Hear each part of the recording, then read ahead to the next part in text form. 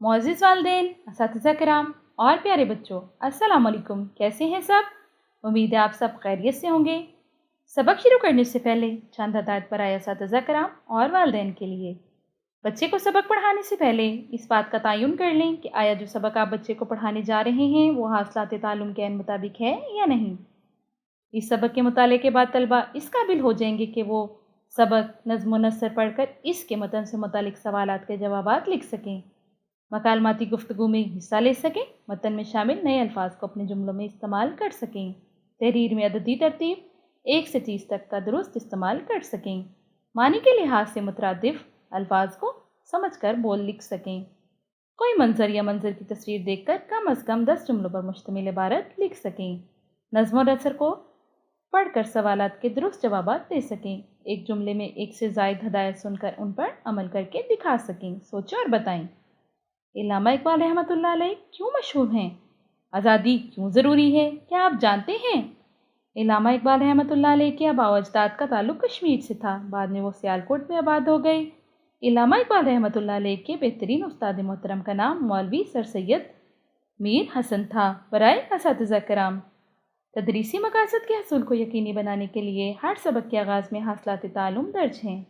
तलबा की आमादगी के लिए सबक पढ़ाने से पहले सोचें और बताएं कि उन्वान से सवालात और क्या आप जानते हैं कि उन्वान से इजाफी मालूमात फराहम की गई हैं। सबक की तफ़हीम को परखने और तलबा की तवज्जो बरकरार रखने के लिए मुताले के दौरान ठहरे और बताएं कि उन्वान से भी सवालात शामिल कर दिए गए हैं। जी प्यारे बच्चों, अब बढ़ते हैं हम अपने सबक की तरफ। आज का हमारा सबक है मोहम्मद इकबाल रहमतुल्लाह अलैह। रोज़ की तरह सबसे पहले हम देखेंगे कुछ ख़ास अल्फाज, फिर उसके बाद इस सबक को आप मेरे साथ दुरुस्त तलफ़्फ़ुज़ के साथ पढ़ना सीखेंगे। सबसे पहले ख़ास अल्फाज, घराना, सरबरा, आला, बेहतरीन, खिदमात। शुरू करते हैं अपना सबक। सियालकोट पाकिस्तान का एक मशहूर शहर है। वहाँ एक घराना आबाद था जिसके सरबरा का नाम सूफ़ी नूर मोहम्मद था।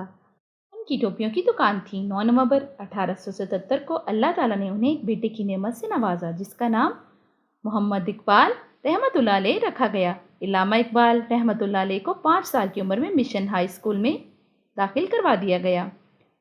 वहाँ से उन्होंने मैट्रिक का इम्तिहान पास किया और वजीफ़ा भी हासिल किया। फिर मरे कॉलेज सियालकोट से FA किया। आपने BA और MA के इम्तिहानात गवर्नमेंट कॉलेज लाहौर से पास किए। आला तालीम इंग्लिस्तान और जर्मनी से हासिल की। इल्लामा इकबाल रहमतुल्लाह अलैह पेशे के एतबार से वकील थे। आप रहमतुल्लाह अलैह को शायरी का शौक़ था। जल्द ही आप रहमतुल्लाह अलैह की शायरी की पूरे बरे सगीर में धूम मच गई। आप रहमतुल्लाह अलैह को अपने इल्म व फजल की वजह से इलामा कहा जाने लगा। इल्लामा इकबाल रहमतुल्लाह अलैह को गुलामी की ज़िंदगी पसंद नहीं थी। आप रहमतुल्लाह अलैह ने मुसलमानों के लिए अलग वतन का तसव्वुर पेश किया। आप रहमतुल्लाह अलैह ने अपनी शायरी के ज़रिए से बड़े सगीर के नौजवानों में आगे बढ़ने और बाअमल इंसान बनने का जज्बा पैदा किया। आप रहमतुल्लाह अलैह ने अपनी शायरी से अपनी कौम को गफलत की नींद से जगाया। बेहतरीन शायरी की बदौलत उन्हें शायरे मशरिक भी कहा जाता है। ठहरे और बताएं, इल्लामा इकबाल रहमतुल्लाह अलैह ने आला तालीम कहाँ से हासिल की? इसका जवाब है इल्लामा इकबाल रहमतुल्लाह अलैह ने आला तालीम इंग्लिस्तान और जर्मनी से हासिल की। रहमतुल्लाह अलैह ने आज़ाद मुस्लिम मुमलिकत के लिए जद्दोजहद की। आप रहमतुल्लाह अलैह क़याम पाकिस्तान से कबल ही 21 अप्रैल 1938 को वफ़ात पा गए। आप रहमतुल्लाह अलैह का मज़ार लाहौर में बादशाही मस्जिद के मरकज़ी दरवाजे के करीब वाक़या है। ठहरे और बताएं, बेहतरीन शायरी की वजह से इल्लामा इकबाल रहमतुल्लाह अलैह को क्या कहा जाता है?